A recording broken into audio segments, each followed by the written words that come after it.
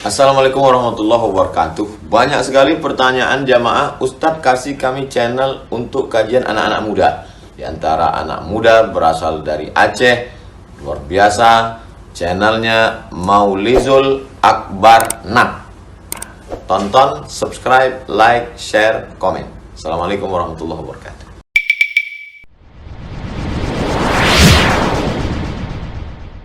Assalamualaikum warahmatullahi wabarakatuh. Innal hamdalillah nasta'inuhu wa nastaghfiruh wa na'udzu bihi min shururi anfusina wa min sayyiati a'malina. Man yahdihillahu fala mudilla lahu wa man yudlil fala hadiya lahu. Asyhadu an la ilaha illallah wahdahu la syarika lahu wa asyhadu anna Muhammadan 'abduhu wa rasuluhul karim.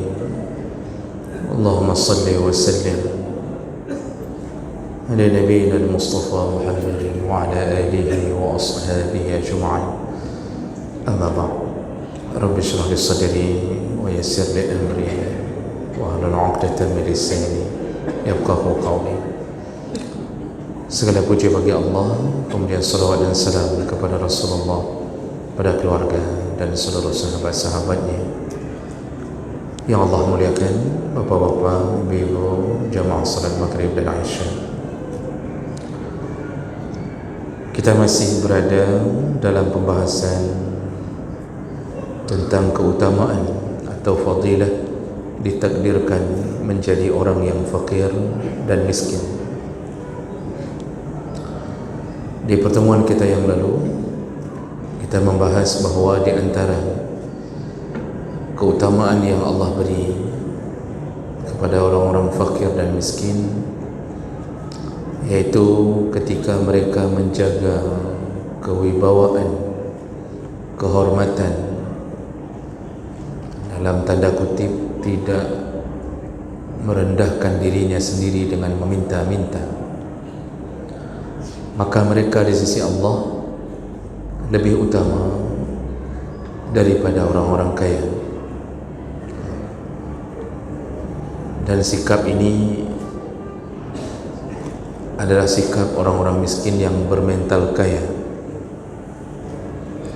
Jadi mereka tidak menengadahkan tangan, tidak menadahkan tangan mereka kepada orang lain. Sehingga Nabi mengatakan bahawa kebaikan mereka memenuhi bumi. Sudah diberi miskin, tapi tabah di atas kemiskinan dan tidak menampakkan kemiskinannya melalui mengemis. Nah, inilah kelebihan yang kita sebutkan, yang kita bahas di pertemuan yang lalu. Baik, kemudian kita lanjutkan berikutnya, fadilah berikutnya, menjadi orang yang fakir dan miskin. Kalau mereka taat kepada Allah, maka dipastikan hisab mereka diringankan oleh Allah di hari kiamat. Jadi orang-orang miskin ini, orang-orang fakir dan miskin, ketika mereka taat kepada Allah, mereka membawa pahala yang banyak, ditambah dengan pahala kesabaran dan ketabahan. Dan kemudian mereka tidak membawa banyak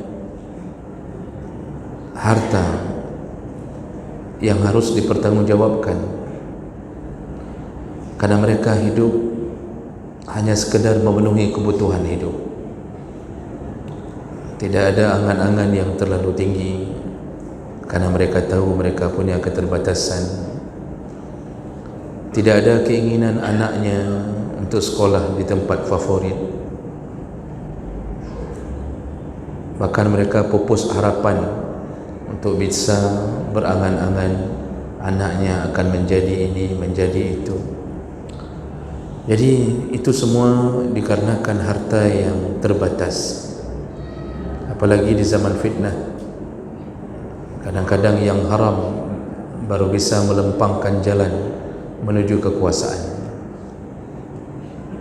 Kalau tak sogok, tak jual sawah, tidak jual motor, susah menjadi orang yang diterima di tempat-tempat yang dijanjikan untuk menjadi orang-orang yang penting. Jadi orang miskin ini banyak berdiam diri. Jadi hidup mereka yang hanya menjalani hidup dengan kemiskinannya saja. Ketika berhadapan dengan Allah hendak banyak bertanya tentang harta mereka, karena memang tak banyak harta yang digunakan kecuali hanya kebutuhan hidup. Jadi perkara ini tentu berbanding terbalik dengan orang kaya. Kalau Allah berikan kekayaan kepada kita, lalu kita menjadi orang yang memanfaatkan kekayaan tanpa sandaran ilmu, sudah dipastikan bahawa yang terjadi adalah angan-angan yang menyeleweng dari jalur syariat. Paling kurang terjadinya tabzir, paling kurang. Kalau ada orang kaya yang bermaksiat, itu karena nafsunya berdiri di atas kekayaannya.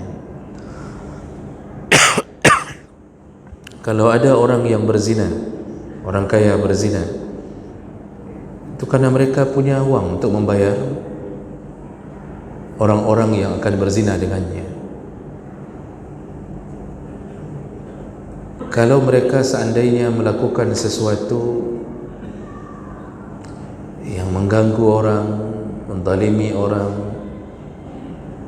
menerobos lampu-lampu merah syariat, itu semua karena kekayaannya. Semakin banyak harta, maka semakin panjang hisabnya di hari kiamat. Itu kalau orang kaya tidak berilmu. Tapi kalau orang kaya berilmu, dalam hadis Nabi malah disebutkan bisa menjadi manusia terbaik. Kaya dermawan, kaya ahli sedekah. Jadi sosok yang bisa dijadikan sebagai panutan, ya, seperti Utsman bin Affan, Abdurrahman bin Auf, kaya tetapi menghabiskan harta untuk agama. Itu disebut dengan orang kaya yang bersyukur. Walaupun begitu, orang-orang kaya ini itu tetap akan ditanya hartanya. Dan pertanyaan harta itu ada dua kali. Dari mana dan ke mana? Rasulullah sallallahu alaihi wasallam menyebutkan, la tazulu qadama 'abdin, dua kaki seorang hamba tidak akan bergeser dari hadapan Allah hatta yus'al, sampai selesai dia ditanyai tentang an umrihi fima afnah. Pertama tentang umurnya, ke mana dia bawa. Yang dihitung umur dari baligh sampai meninggal, karena itu umur yang diminta pertanggungjawaban. Kemana? Berfoya-foya kah? Menghabiskan umur di kedai kopi kah? Atau menghabiskan umur bersama Ronaldo lalu menunggu piala AFF berikutnya? Jadi habis umur di jalan, habis umur di tempat-tempat maksiat. Itu ditanya semuanya. Wa an ilmihi fima fa'ala, lalu ditanya tentang ilmunya, apa yang dia lakukan dengan ilmunya. Ini ilmu ini tidak mesti mengajar. Maksudnya kita tahu halal haram, apakah kita mengamalkannya atau tidak? Karena salah satu keburukan adalah mengetahui tapi tak melakukan. Jadi itu ditanya tentang pengetahuan ilmu kita, tapi kita melakukannya atau tidak. Sudah tahu riba itu haram, tapi kita terobos. Sudah tahu menipu itu adalah pekerjaan yang menyebabkan kemunafikan dan berujung dalam neraka, tapi tetap kita lakukan. Nah, ini pengetahuan, diminta pertanggungjawaban oleh Allah. Lalu ditanyalah tentang harta. Nah, ketika ditanya tentang harta, Rasulullah mengatakan wa an malihi min aina iktasabahu wa fima anfaqahu. Ditanya harta dua kali, yaitu dari mana dia dapatkan dan kemana dia bawa. Bapak Ibu yang Allah muliakan, konsep harta yang diterima Allah hanya satu jalur, yaitu dari halal menuju ke halal. Diambil dari yang halal, diberikan ke tempat yang halal. Cuma itu yang diterima Allah. Dari yang haram dibawa ke halal, sama dengan haram. Dapat harta dari yang halal tapi dibawa ke haram. Pagi kerja, gaji halal, lalu dibuangnya harta itu ke bisnis yang haram, penghasilannya ujungnya haram. Dari yang haram, dari yang haram dibawa ke halal, sama dengan haram. Kerja mengedarkan sabu menjadi mucikari, lalu mencari harta dengan menipu orang, dia dapat dari jalan yang haram, tapi dia sedekahkan, maka sedekah itu adalah sedekah yang berbuah dosa, menjadi haram. Dan Nabi yang sebutkan itu sedekah, jumlah sedekah yang banyak itu bukan berpahala tapi menyebabkan dosa, walaupun tujuannya halal, tapi Allah lihat dari sumbernya. Makanya ada kadang-kadang orang yang mencari uang sebagai profesi, sebagai artis atau penyanyi atau penari, dapat uang setelah menjual keindahan tubuhnya untuk dinikmati oleh banyak mata lelaki, dapat uang, lalu pergi umrah, bangun panti asuhan, buat pesantren. Jadi ini ujungnya sama dengan haram. Apa yang dia dapatkan itu berbuah haram, dosa. Saya pernah menceritakan ke Bapak Ibu, sewaktu kami masih di Mesir itu, di bulan Ramadan, salah seorang artis sekaligus dalam tanda kutip punya pekerjaan sampingan, dan itu diketahui secara umum, jadi artis sekaligus pelacur, pekerjaan penari perut, dan dia terkenal, jadi artis nasional gitu. Ketika Ramadan, dia mengundang dan membuka kesempatan yang mau buka puasa, dia akan tanggung selama sebulan penuh. Jadi dia berikan kesempatan yang berbuka, dia tanggung di rumahnya, siapapun, fakir miskin semuanya, dia akan berikan makanan buka puasa. Hari ini dia umumkan itu, langsung besok keluar fatwa dan peringatan dari Syekh Al-Azhar, memperingatkan bahawa berbuka puasa di tempat seseorang yang pekerjaannya haram, maka makanan itu juga dianggap makanan haram. Jadi bukan zatnya yang haram, tapi haram untuk dikonsumsi. Jadi akhirnya orang tidak berani buka puasa di situ. Nah, itu makanya pengedar sabu itu kadang-kadang buat masjid, itu haram. Jadi jangan pikir masjid itu jadi jariah, malah mengalirkan dosa. Tentu kita bertanya-tanya, kok bisa haram? Seharusnya ya kalau seandainya tidak berpahala, ya paling kurang jadi pekerjaan yang tidak menimbulkan dosa. Jadi kalau ada misal pengedar sabu kemudian membangun masjid, ya paling kurang yang tidak usah jadi tidak perlu jadi dosa, kan begitu logikanya. Kalau tidak berpahala okey, tapi tidak, kok bisa jadi dosa? Padahal dia membangun masjid, bukan membangun diskotik atau klub malam, tidak. Tapi kok bisa jadi dosa? Sedekah yang dia berikan kok bisa jadi dosa? Nah, ini berkait berkait dengan pelecehan terhadap kesucian Allah. Jadi seakan-akan Allah menerima harta yang disogok dari perbuatan maksiat.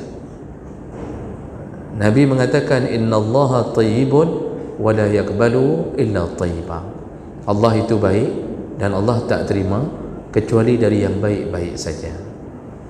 Makanya orang bersedekah dari harta haram jadi dosa. Jadi itu yang kedua, dari halal, dari haram dibawa ke halal dosa, dari haram dari haram dibawa ke halal dosa, dari halal dibawa ke haram dosa. Dari haram ke haram itu sudah pasti dosa. Jadi kalau kita bandingkan 3 banding 1 Pak, 3 jalan haram, 1 jalan halal, iaitu penghasilan yang halal dibawa ke halal baru mendapatkan pahala. Itu ditanya 2 kali. Makanya harta itu waktu dihisab itu dahsyat hisab masalah harta.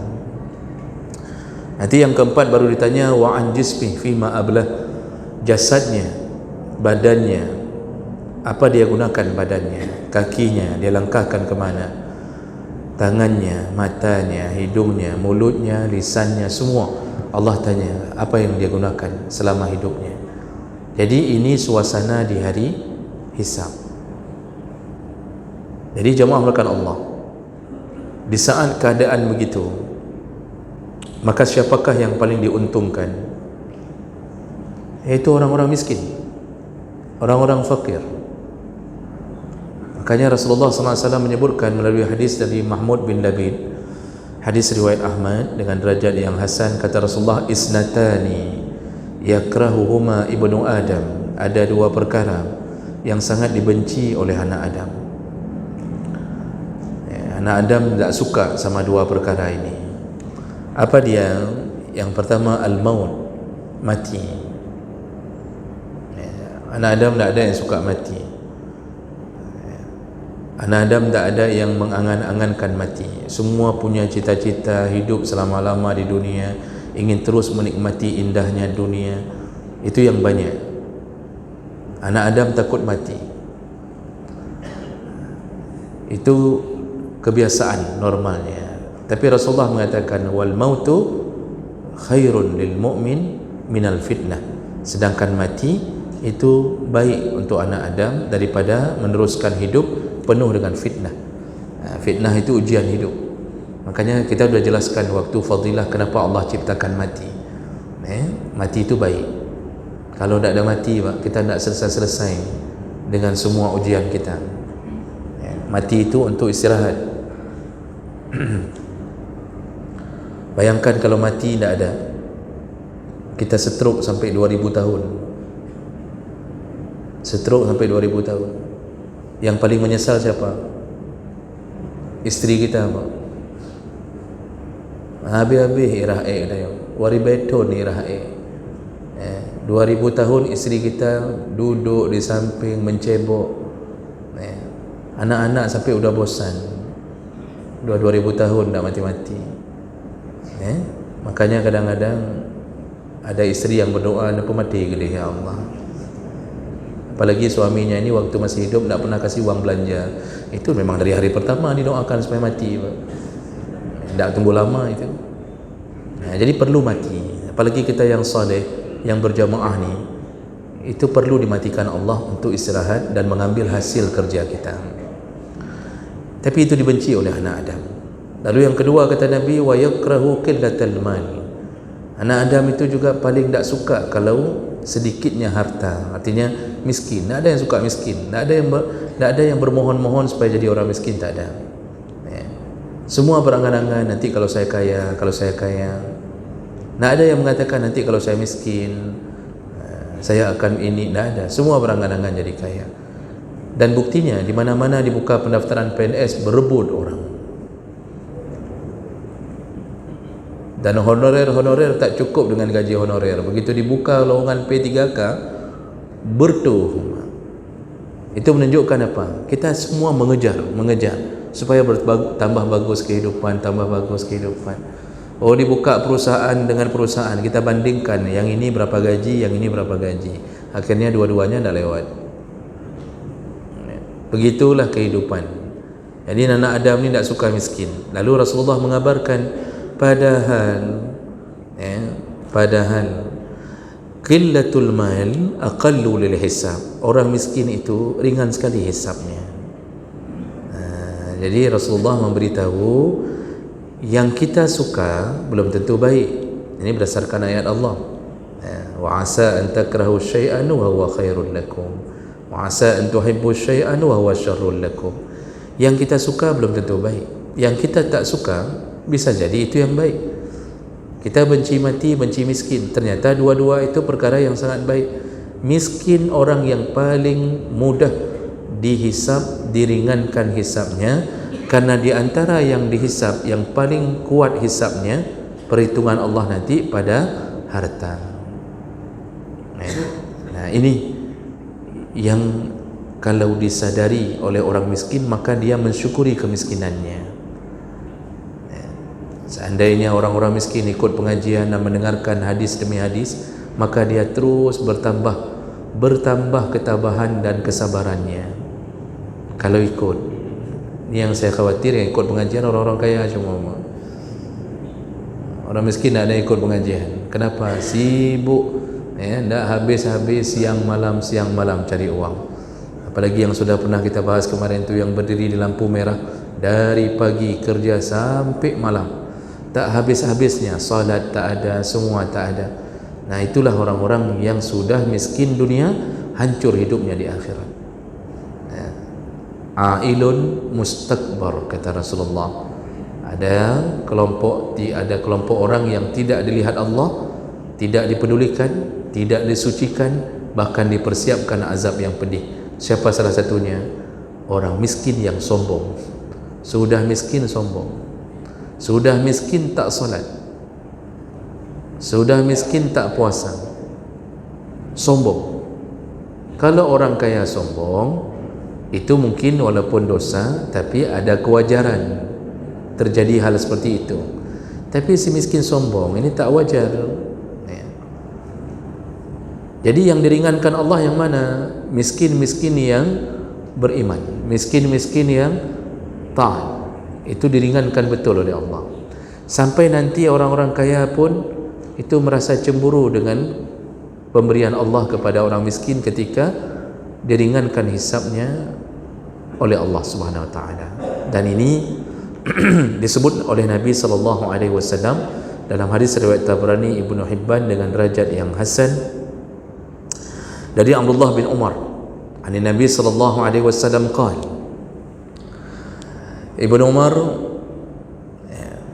berkata bahwa Rasulullah berkata, tajtami'una yaumal qiyamah, nanti kalian semua, kata Rasulullah, dikumpulkan di hari kiamat. Dan ini berada di padang mahsyar. Lalu fayuqal,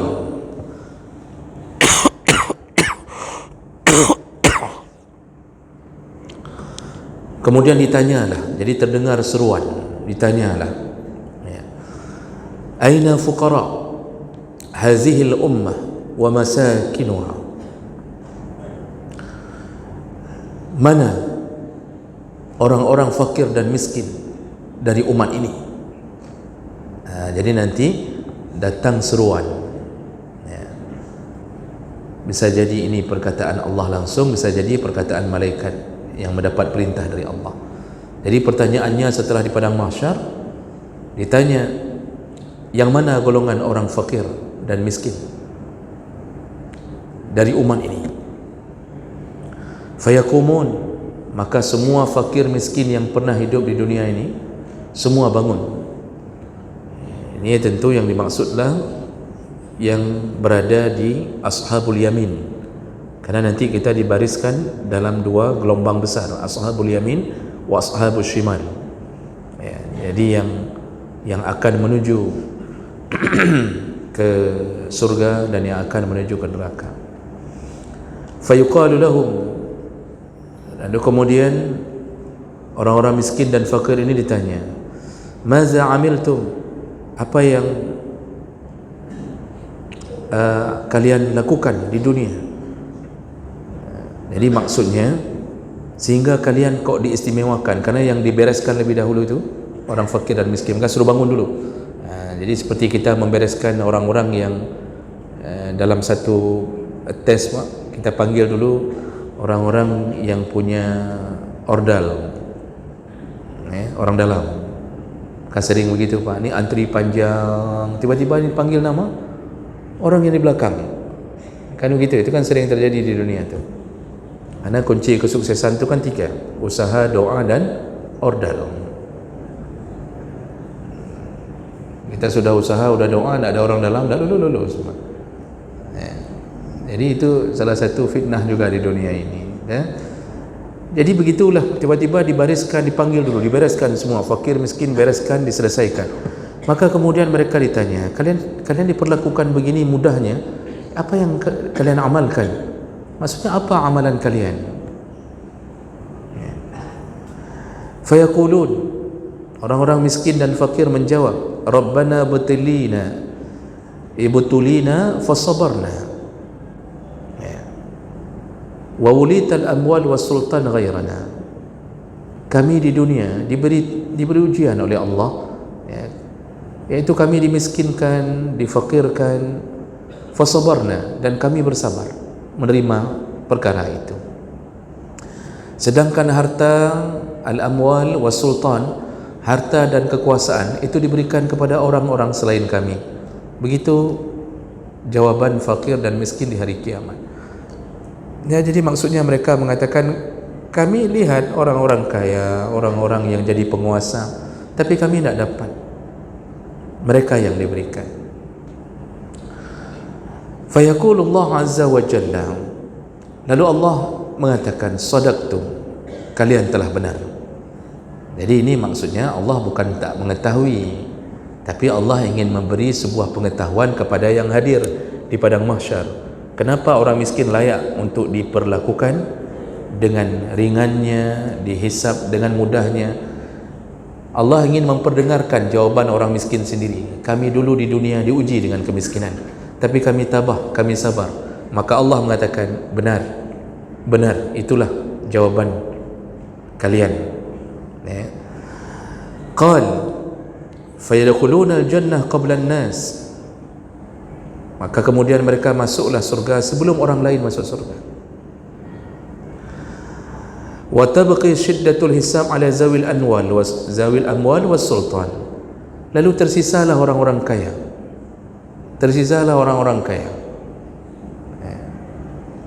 yang dulu hidupnya rata-rata di atas garis normal hidupnya orang miskin. Karena kan definisi miskin tu nak cukup, Pak. Kita kalau mencukupi, semua cukup, gaji lumayan, kan itu kita sudah disebut orang kaya. Apalagi kita sanggup membeli barang-barang sekunder sampai tersir, kita sanggup sediakan. Rumah kita besar, mobil kita, kita punya berbagai fasilitas, AC di rumah. Itu tidak boleh yang 1 PK, jangankan 1 PK, 1,5 pun tidak boleh, kurang dingin, Pak. Jadi pakainya yang 2 PK, 3 PK, ada yang 10 PK, Pak. Kulkas tu 3 pintu, tidak boleh yang 2 pintu, tidak cukup, karena 1 pintu digunakan untuk menyembunyikan diri ketika dikejar oleh istrinya. Jadi lengkap perhiasan, Masya Allah, kemana-mana. Kemudian istri-istri kerjanya tidak mikir apa yang harus dimakan, tapi mikirnya kita mau makan apa dalam arisan ini, mau buat apa. Maka kumpulnya dari satu arisan ke arisan yang lain, tarik julu-julu, kan? Orang miskin bisa main julu-julu, Pak. Mana udah kasih main julu-julu, Pak? Setoran pun tak sanggup. Tapi kita yang diberi Allah itu, Masya Allah, simpanan banyak. Di jari jemari berwarna kuning-kuning, berkilat-kilat. Dan kita ini cuma mikir kesenangan. Kemana lagi kita? Tahun yang lalu liburan udah ke sana, ini mau kemana lagi? Jadi kita kaya. Kita ini diberi oleh Allah rezeki. Kalau sudah di atas hidup rata-rata itu sudah kaya. Tertinggallah kita-kita yang kaya-kaya ni. Setelah melihat orang miskin masuk surga, diringankan hisabnya oleh Allah. Lalu kemudian qalu fa ainal mu'minun yauma izin. Lalu para sahabat kemudian bertanya, ya, di mana orang-orang mukmin di saat itu? Ya.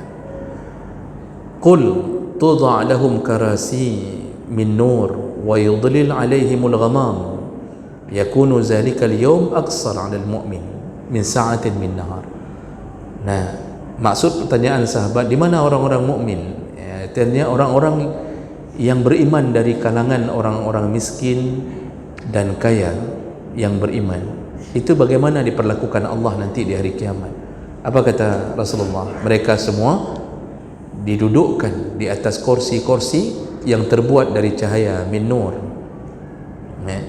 Lalu kemudian datanglah awan menaungi mereka. Awan-awan tebal menaungi mereka di bawah teriknya matahari. Jadi orang-orang mukmin di saat itu dilindungi oleh Allah. Nah, ini berlaku untuk semua, baik si miskin maupun si kaya. Itu berlaku perlindungan Allah ketika mereka mati dalam keadaan beriman. Namun kelebihan orang miskin tadi adalah ketika dia dimudahkan hisabnya. Nah, orang kaya dihisab ala syiddah, betul-betul dihisab dengan berbagai pertanyaan. Namun Bapak Ibu yang Allah muliakan, tentu ini akan menyisakan pertanyaan. Kalau begitu, ya, apakah hisab itu akan membuat kita berdebat dengan Allah yang menghisab? Nah, ini perlu kita ulang kembali. Dulu kita sudah pernah bahas tentang fadilah menjadi umat Muhammad. Salah satunya adalah dimudahkan urusan hisab oleh Allah Subhanahu wa taala. Jadi hisab itu berdasarkan hadis itu ada dua model utama. Nah, hisab itu apa? Perhitungan, hari perhitungan. Dan hisab itu terjadi setelah proses alam barzakh. Ada orang yang mencoba mengaburkan pemikiran kita dengan mengatakan tidak mungkin ada azab kubur, tak mungkin. Kenapa? Kan belum dihisab. Kayak mana seseorang diazab sedangkan dia belum jatuh vonis? Jadi orang-orang ini mengira bahawa karena hisab dilakukan di padang mahsyar, sedangkan fase setelah kematian adalah alam kubur, dan itu terjadi sebelum padang mahsyar, berarti tidak mungkin azab kubur terjadi karena belum ada vonis pengadilan dihisab nanti. Kayak mana mau diazab? Jadi masih terdakwa, masih terdakwa, belum dijatuhkan vonis. Kan begitu ceritanya. Maka diingkarilah azab kubur. Ini karena tak faham tentang ilmu hisab. Artinya ilmu tentang akidah tentang hisab ini, itu sebenarnya hisab itu didirikan oleh Allah. Itu bukan untuk melakukan atau membuka sebuah kasus lalu terjadi saling debat, saling hujat untuk mencari kebenaran. Tidak, bukan itu hisab. Hisab itu apa? Itu hanya untuk menutup hujjah agar manusia tidak berdalih di hadapan Allah dengan hujjah, li'alla yakuna alaihim hujjah. Jadi menampakkan semua klip-klip yang ada di dunia. Jadi ini kamu melakukan ini di jam sekian, menit sekian, detik sekian, nampakkan. Lalu semuanya akan berbicara, tangan Al-yawma nakhtimu ala afwahihim wa tukallimuna aydihim wa arjulahum bima kanu yaksibun. Kami tutup mulut mereka, lalu yang berbicara adalah tangan mereka, kaki mereka, di atas apa yang dilakukan. Jadi semua bersaksi. Jadi bukan seperti pengadilan dunia sampai hakim pun bingung, ini betul apa enggak nih, sehingga kadang-kadang terjadilah kriminalisasi. Orang yang tak salah disalahkan, yang salah malah dibenarkan. Itu karena pengetahuan manusia tak tahu apa yang terjadi. Kalau Allah mustahil begitu. Jadi didirikan hisab itu bukan seperti pengadilan dunia, itu hanya untuk menutup agar mereka tak merasa dizalimi. Jadi jangan sampai ada yang bertanya, kok kami neraka, apa sebabnya? Mulailah nampakkan kamu berzina, kamu pernah melakukan ini, melakukan itu, dan itu lengkap sekali catatan amal. Sampai penduduk yang mendapatkan catatan amal juga bingung. Mereka semua bertanya, ma li hadzal kitab, ada apa dengan kitab ini? La yughadiru saghiratan wala kabira. Kok tidak tinggal sedikit pun catatan, baik yang kecil maupun yang besar, tidak ada yang terluput sedikit pun. Oh, kita bingung, kok bisa dicatat? Pak, hari ini CCTV saja itu bisa mencatat sebulan apa yang telah kita lakukan, terekam dalam satu kartu memori yang ukuran 1 TB. Sebulan, kita sudah berlalu sebulan, tersimpan. Manusia mampu melakukan itu. Apa susahnya bagi Allah mencatat umur kita 60 tahun, per detik tercatat di dalam kamera Allah. Itu yaumul hisab. Jadi azab kubur tidak ada hubungan dengan vonis yang jatuh, karena kita sudah tahu neraka dan surga dari mulai sakaratul maut. Azab kubur itu minal azabil adna dunal azabil akbar. Diazab dulu azab yang rendah, lalu kemudian baru diazab-azab yang tinggi, yang paling besar, yaitu neraka. Rasulullah pun mengatakan azab kubur itu nyata. Makanya Rasulullah berdoa, mengajarkan kita doa setelah mengucapkan tahiyat akhir, sebelum salam jangan tinggalkan doa. Salah satunya adalah Allahumma inni a'udzubika min azabi jahannam wa min azabil qabri wa min fitnatil mahya wal mamat wa min syarri fitnatil masihid dajjal. Apa doa Rasulullah salah satunya? Ya Allah, lindungilah aku dari azab kubur. Itu diajarkan ke kita, berarti menunjukkan adanya azab kubur. Jadi hisab itu ada dua jenis, Pak. Yang pertama bentuknya arad, al-ardu, dan ini berdasarkan hadis Bukhari Muslim. Ya, singkat saja karena waktu kita sempit.